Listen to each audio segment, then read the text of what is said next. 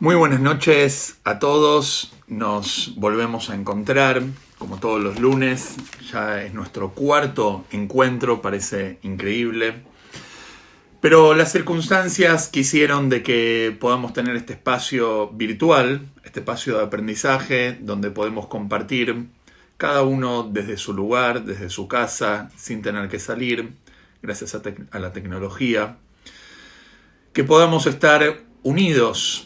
Porque mientras más distanciados estamos físicamente, más cerca que tenemos que estar espiritualmente.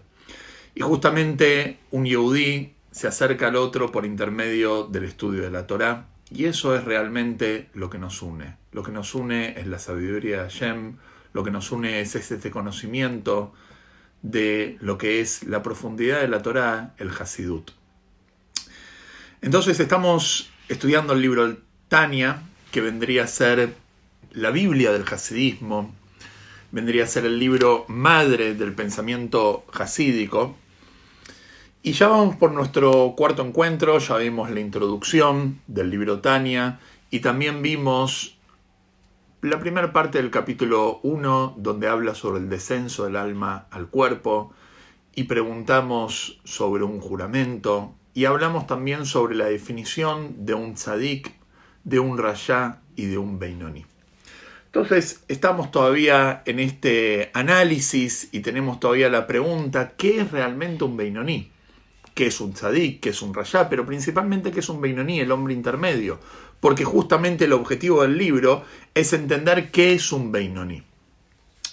Y habíamos dicho que había un sabio talmúdico, se llamaba Raba, que él dijo a sus alumnos: yo, por ejemplo, soy un beinoni. Entonces los alumnos le dijeron: ¿cómo, Rab, usted puede decir que es un beinoni? Si usted es un beinoni, entonces de alguna forma nos están matando a todos, porque si vos sos un beinoni, entonces nosotros ¿qué vamos a hacer? Menos que vos, vamos a ser reyaim. Y los reyaim en su vida son llamados muertos. Entonces es como que nos estás matando a todos. Entonces nos quedó esta pregunta: ¿qué es un beinoni?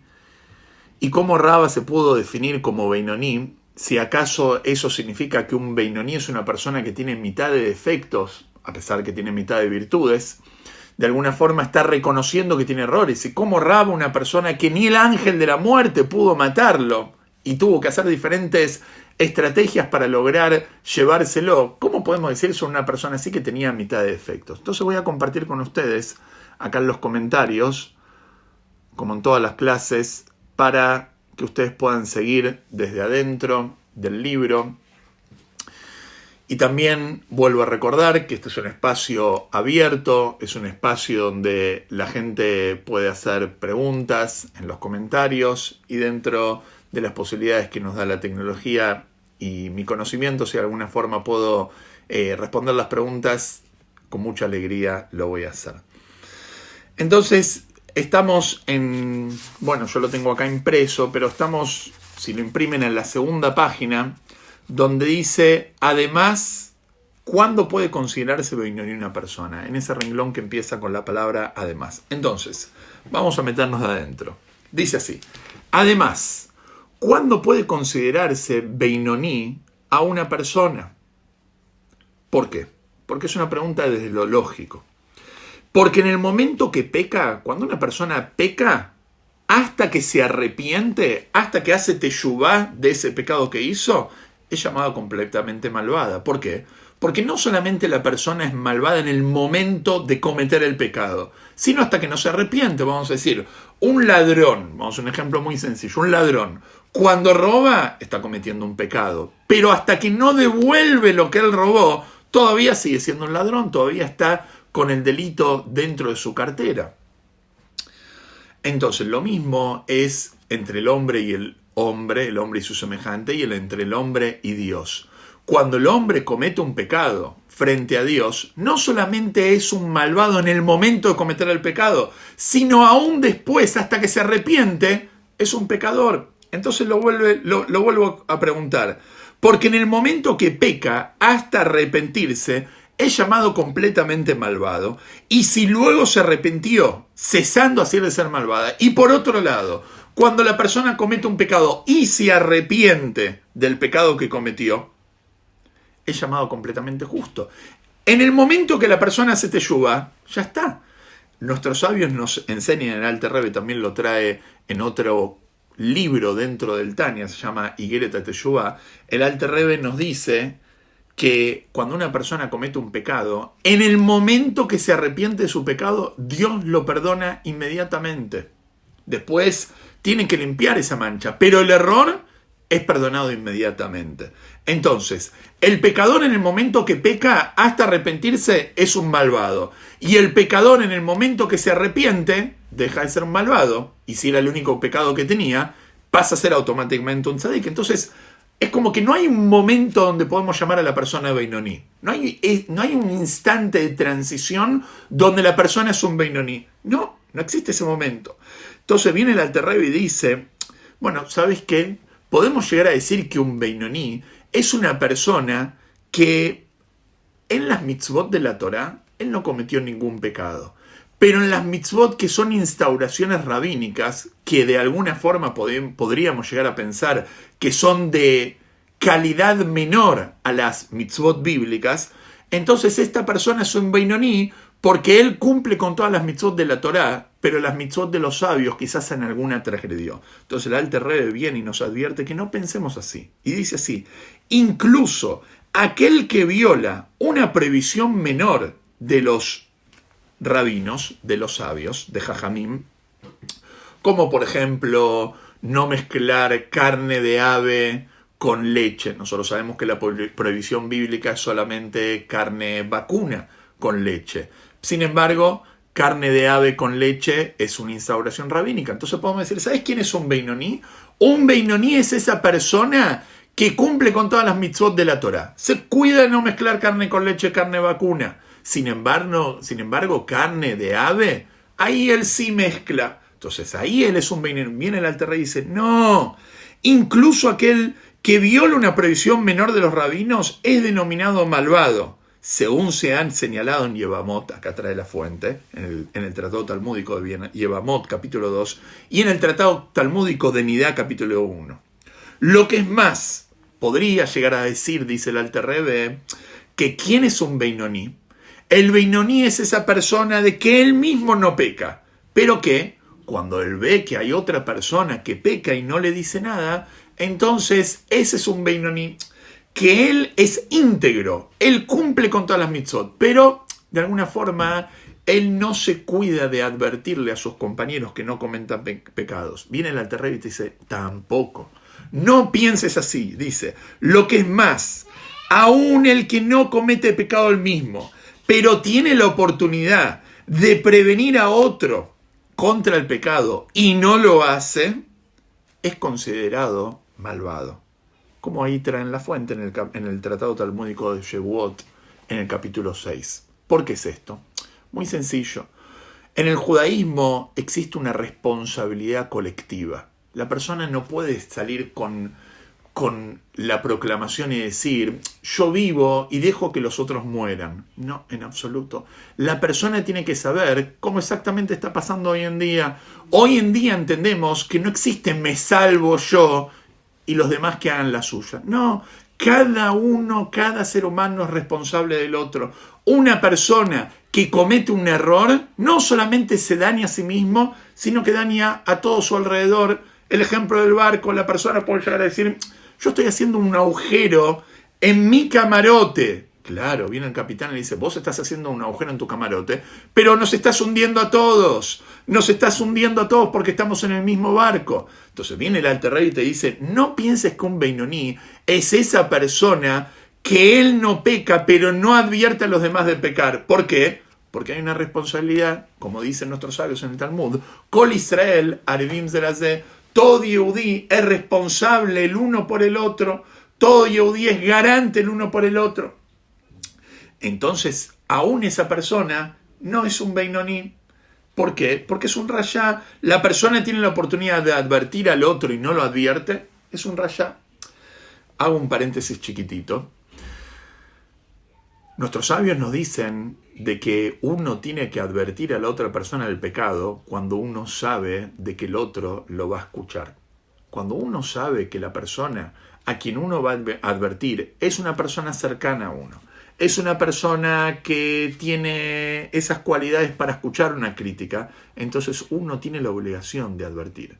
Sin embargo, cuando uno ve una persona que directamente sabe que no lo va a escuchar, directamente sabe de que no tiene nada que ver con uno, entonces ahí, a veces en algunas situaciones es mejor no decir nada. ¿Por qué? Porque si uno va a advertirlo a esa persona de que está pecando y sabemos que no lo va a escuchar, entonces de alguna forma lo estamos haciendo más responsable. ¿Por qué? Porque antes podíamos llegar a decir que quizás no lo sabía, pero ahora le estamos dando el conocimiento y aún así va a hacerlo con pleno conocimiento. Entonces tenemos que evaluar muy bien cuándo hablar, cuándo no hablar. Hay una diferencia, no voy a entrar en la ley judía, si es una mitzvah de la Torá, si es una mitzvah de los sabios. Bueno, la persona tiene que saber cuándo hablar y cuándo callar. Este es el concepto. Y concluye el Alter Rebbe. Para los que entran recién, en los comentarios, lo vuelvo a poner nuevamente porque quizás no aparece esto en los comentarios. Ahí pueden imprimirse el Tania, el capítulo 1, lo que estamos leyendo, o seguirlo de la pantalla, de la computadora, del celular. Después todos estos videos van a quedar grabados tanto acá en Facebook como en YouTube, así que pueden seguir las clases anteriores. Entonces continuamos y dice así: con más razón es así con aquel que es negligente con cualquier ley positiva que puede cumplir. O sea, que una persona que no es ni Beinoní porque él no peca, pero deja que los demás pequen, o que él cumple con toda la Torá, pero no cumple con la de los sabios. Mucho más todavía, dice el Alter Rebbe, quien es negligente con cualquier ley positiva que puede cumplir, por ejemplo, cualquiera que puede estudiar Torá y no lo hace. Una persona, un yehudí, que tiene tiempo para estudiar Torá y pierde el tiempo en cosas que no tienen sentido, entonces una persona está transgrediendo la voluntad de Hashem. Sobre el que nuestros sabios han aplicado el versículo, nuestros sabios dijeron algo muy fuerte sobre una persona que tiene el tiempo para estudiar Torá y lo desperdicia en cosas vanas. Porque ha despreciado la palabra de Dios, es decir, la Torá, aquella alma será cercenada del todo. Es claro que cuando una persona como esa es llamada malvada, más que la que viola una prohibición de los sabios. O sea, si una es malvado, una persona que viola la mitzvah de los sabios, mucho más una persona que viola una mitzvah de la Torá, que es estudiar Torá. Entonces, concluye el Alter Rebbe, siendo así, forzosamente el Beinoní no es culpable ni siquiera del pecado de negligencia en el estudio de la Torá. El Beinoní es una persona que de ninguna manera tiene mitad de pecados. Y de ninguna manera podemos decir que es negligente aún en el estudio de la Torá. Que nosotros sabemos que estudiar Torá, como nos indica la ley, es algo bastante difícil de lograrlo. Porque nosotros sabemos que la mitzvah de estudiar Torá es una mitzvah que la persona depende mucho quién es la persona. Para una persona que tiene todo el tiempo y que gracias a Dios su sustento está asegurado, entonces literal él tiene que estudiar Torá todo el día. De ahí empieza a descontar las horas que va a dormir, las horas que va a comer, las horas que tiene sus necesidades, etc. Ahí empieza a descontar, pero en la teoría él tiene que estudiar Torá todo el día. Beagita bo, yomam balayla, y vas a ocuparte del estudio de la Torá tanto de noche como de día. Sin embargo, la persona que tiene que mantener una familia y no tiene su sustento asegurado y tiene otros tipos de preocupaciones, entonces cumple con el estudio de la Torá por medio de que estudia un poco a la mañana y un poco a la noche. Y de última, mínimamente, leyendo el Shema Israel a la mañana y el Shema Israel a la noche. Sin embargo, cuando la persona sí tiene tiempo para estudiar Torá y no lo hace, es un negligente y está transgrediendo. Entonces esto es algo muy difícil, porque ¿quién no tiene un poco de tiempo? ¿Cuánto tiempo perdemos durante el día? Entonces realmente tendríamos que estudiar Torá, no sé ustedes, pero por lo menos yo tendría que estudiar Torá mucho más de lo que realmente estudio, porque tiempo siempre hay, tiempo tiene uno para lo que quiere. Entonces una persona que es negligente en esto no llega al nivel de Beinoní. Y concluye el Alter Rebbe y dice, y por eso Raba erró considerándose un Beinoní. ¿Por qué Raba dijimos que Raba había dicho que él era un Beinoní. ¿Por qué Raba erró, se confundió pensando que era un Beinoní? No porque un Beinoní es una persona que tiene mitad de pecados y mitad de virtudes. Eso ya está totalmente descartado. Raba se confundió al declarar que era un Beinoní porque realmente él era un tzadik. Él era una persona justa. Y la diferencia, como vamos a ver, entre un Beinoní y un tzadik es muy fina. Hasta tal punto de decir que en la práctica el Beinoní y el tzadik son exactamente igual. Externamente un Beinoní y un tzadik son exactamente igual. ¿En qué radica la diferencia entre un Beinoní y un tzadik? En lo que pasa internamente dentro de la persona. Pero externamente en su comportamiento es exactamente igual a un Beinoní y un tzadik. Y por eso Raba se confundió y dio lugar a la confusión. ¿Por qué? Porque él no sabía bien lo que pasa internamente en su alma. Él solamente veía su comportamiento en la práctica. Entonces él decía, en mi comportamiento en la práctica estoy bien, entonces seguramente soy un Beinoní. Lo que él no se dio cuenta, que internamente también estaba bien, y seguro que él era un tzadik. Acá hay una nota, la vamos a dejar para más adelante. Salteamos la nota, los 4 renglones, y dice así. Ahora el Alter Rebbe va a entrar en un último punto dentro de lo que es el pensamiento que un Beinoní puede llegar a ser una persona que tiene mitad de pecados. Y va a citar algo que formula el Rambam Maimónides, que el Rambam dice que realmente un Beinoní es una persona que tiene mitad de pecados y mitad de virtudes, Entonces dice así, en cuanto a la bien conocida máxima de que aquel cuyas acciones buenas y malas están en equilibrio es denominado un Beinoní. Esto es lo que dice el Rambam Maimónides, gran sabio judío del siglo XII, mientras que aquel en que la cantidad de virtudes exceden a sus pecados es denominado tzadik, así dice el Rambam. Responde el Alter Rebbe y dice, esto es solamente un nombre prestado. ¿Qué significa un nombre prestado?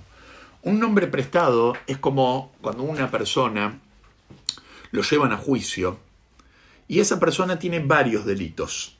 Sin embargo, ahora lo están juzgando por un delito puntual. Y por ese delito puntual que lo juzgaron sale inocente y realmente era inocente. Entonces le dicen, sos inocente. Cuando el juez le dice sos inocente, no es que él es inocente. Él tiene un montón de pecados. Sin embargo, en lo que refiere a ese pecado, a esa falta, él es inocente. O sea que le prestan el título de inocencia en lo que refiere al juicio de esa falta. Pero si lo vamos a analizar en su totalidad, de ninguna manera él es inocente porque seguro tiene un montón de errores. Entonces el Alter Rebbe lo dice así. Esto es solo un nombre prestado aplicado figurativamente en referencia a la recompensa y el castigo. ¿Cuándo es esta recompensa y el castigo? En Rosh Hashanah. Nosotros sabemos que en Rosh Hashanah y Yom Kippur y los 10 días de arrepentimiento, la persona es juzgada. Todo ser humano es juzgado entre Rosh Hashanah y Yom Kippur. Si la persona tiene mayor virtudes que defectos, entonces se decreta que es un tzadik y tiene crédito un año más. Si la persona tiene más defectos que virtudes, se le decreta entonces que es un malvado y ese año no lo termina. Y si la persona tiene mitad de virtudes y mitad de defectos, entonces es un Beinoní y le queda esos 10 días que suceden desde Rosh Hashanah hasta Yom Kippur para poder inclinar la balanza y tener un año bueno, como nosotros sabemos. Pero eso no quiere decir que él es un tzadik. Eso es en referencia al juicio. Pero en esencia puede ser que la persona esté lleno de defectos. Solamente que él sale victorioso en el juicio y lleva el título de tzadik en referencia al juicio. Pero en esencia dentro de él, como vamos a aprender que el Tania no mira principalmente lo que la persona hace, sino lo que la persona es en esencia, de ninguna manera podemos llamarlo un tzadik o un rasha. Entonces leo otra vez, como la persona es juzgada según la mayoría de sus acciones, es denominada justo, aunque posee una minoría de pecados, en referencia a su veredicto. Esta es la palabra clave. En referencia al veredicto, en referencia al juicio y el veredicto, podemos tomar el título prestado de tzadik.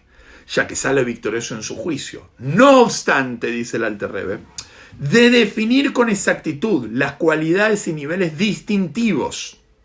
Si queremos definir con exactitud, realmente, cabalmente, qué es un tzadik y qué es un beinoní, nuestros sabios han señalado, nuestros jajamim dijeron, que los justos son juzgados, escuchen esto, exclusivamente por su naturaleza de bien.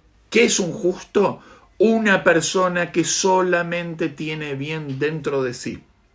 Como está escrito, como dice el rey David en el Teilim, y mi corazón está extinto dentro de mí. El rey David logró el nivel de tzadik y él se declaró por intermedio del Teilim y dijo, mi corazón, queriendo decir, mi instinto está muerto dentro de mí, está extinguido. ¿Y cómo esto él lo logró? Queriendo decir que él no tenía naturaleza de mal, pues lo había matado con el ayuno. Y acá explico. ¿Qué tiene que ver el ayuno con matar el instinto? Cuando la persona alimenta su instinto por medio de sus placeres, que normalmente esto está relacionado con la comida, con la bebida, entonces de alguna forma esto da fuerza a su propio animal. Cuando la persona come lo que quiere, cuando la persona toma lo que quiere, y no necesariamente lo que debe, entonces ahí la persona está alimentando su instinto animal. ¿Por qué? Porque el instinto animal no es malo. Acá es otro punto importante en el Tanya, en el pensamiento del Tanya. El instinto animal, el Yetzer Hará, no es malo, o mejor dicho, el Nefesh Haba'amit, el alma animal, no es malo, es animal. Y así como un animal busca constantemente lo que lo beneficia, lo que le da placer, la persona que constantemente está activando su instinto animal es una persona que busca lo que le da placer y lo que le conviene. Cuando la persona, por ejemplo, se controla en la comida y en la bebida, entonces es ahí cuando la persona no activa su instinto animal, sino que activa su instinto humano o su instinto divino. Como nosotros sabemos, lo trae el Shulchan Aruch, y escuché que bastantes nutricionistas hablan sobre este tema, identificar la diferencia entre hambre y gula. Muy sencillo. ¿Cuál es la diferencia entre hambre y gula? Hambre significa como lo que hay. Gula significa tengo ganas de comer determinada comida. Entonces, hay una gran diferencia. No está mal comer en absoluto. Está mal no comer. La persona tiene que alimentarse. La persona tiene que cuidar su salud, porque cuando una persona no está sana no puede servir a Dios. Sin embargo, no es lo mismo cuidar la salud y alimentarse que querer comer determinada comida. Eso es animal. Eso es animal. Ah, vas a decir, pero ¿qué tiene de malo darse un gusto de vez en cuando? La pregunta es, ¿de vez en cuando? O al revés, ¿de vez en cuando controlo mi instinto animal? La persona tiene que identificar, tiene que saber que lo que viene de la parte animal no necesariamente es lo que la persona tiene que hacer. Normalmente uno está acostumbrado a escuchar una frase que ya es un cliché de alguna forma, que dice, si lo dice tu corazón, hacelo. El Tanya dice, no necesariamente todo lo que dice tu corazón es cosas buenas. Tu corazón puede venir de tu parte animal. Hay que ver qué parte de tu corazón lo está diciendo. A veces lo que dice tu corazón es una faceta animal. Yo diría mejor, si realmente lo que dice tu corazón fue evaluado por tu intelecto, entonces ahí sí hacelo. Pero si lo que dice tu corazón fue simplemente un instinto animal, no lo hagas. Aunque no le hagas daño a nadie. Te estás haciendo daño a vos mismo, estás alimentando tu animal. Y vamos a concluir. Hago un paréntesis importante. Esto que hizo el rey David de matar el instinto animal con el ayuno, era el rey David porque era una persona que tenía esa capacidad y era en otra generación donde la gente tenía otra fortaleza física. Pero hoy en día está prohibido ayunar más de lo que la Torá nos indica. De ninguna manera la persona tiene que ayunar, especialmente en estos días que estamos con la pandemia. De ninguna manera la persona tiene que ayunar fuera de lo que nuestros sabios nos indican.